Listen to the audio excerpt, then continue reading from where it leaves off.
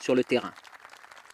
Revenons à l'actualité internationale et où en est-on du cessez-le-feu proclamé en Ukraine. Dans un premier temps, chacune des parties a accusé l'autre de l'avoir bafoué, mais les présidents Poutine et Porochenko estiment ce soir qu'il est globalement respecté. On va tout de suite retrouver sur place Marc de Chalvron. Marc, vous vous trouvez dans la région de Mariupol où des terribles combats ont eu lieu ces dernières heures et ces derniers jours.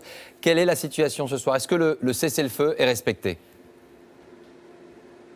Écoutez, oui, globalement, on peut dire que ce cessez-le-feu est respecté. Il n'y a pas de combat majeur à Mariupol, mais également dans le reste de l'Est ukrainien. Mais il y a ce sentiment que ce cessez-le-feu est bien trop fragile, car aucune revendication des uns et des autres n'est satisfaite. L'Ukraine et les séparatistes ne se sont mis d'accord que pour faire taire les armes. Et il y a ce sentiment vraiment que le processus de la guerre est allé trop loin avec son cortège de haine et de désir de vengeance. Regardez ce reportage que nous avons tourné ce matin avec Chloé Cormery et Philippe Froment. Preuve que tout n'est pas réglé, loin de là. La sortie est de Mariupol est toujours bloquée par des combattants ukrainiens. Il nous faut donc passer par cette petite route côtière pour qu'un soldat ukrainien nous laisse passer. La situation est calme, nous dit-il.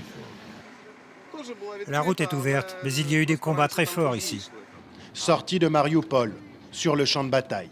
Un tank ukrainien pulvérisé au milieu de la route. À 10 km de là, Chirikino et ses terres brûlées par les bombes.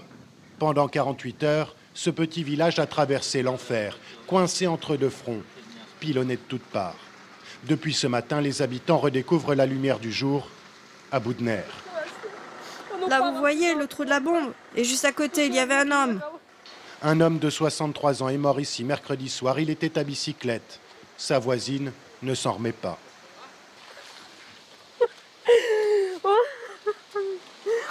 Regardez, il y a des enfants là. Comment peuvent-ils rester ici? Nous sommes venus de Makeyevka. Je ne peux pas partir avec mes enfants. Je n'ai pas d'argent, pas de vêtements. Je n'ai rien. Que va-t-on faire? Donnez-nous la paix. Cette famille a déjà fui les combats une première fois avant d'être rattrapée par la guerre. Certains habitants terrorisés ne nous ouvrent leurs portes que pour montrer les éclats d'obus tombés dans leur jardin. Mais dites-nous, quand tout ça va s'arrêter? Louda sort à peine de son abri pour découvrir les dégâts chez son voisin. Regardez ça, ça fume encore là. La bombe est tombée hier, juste avant le cessez-le-feu, auquel Louda ne croit pas. Hier soir, quand ça s'est arrêté, personne n'y croyait.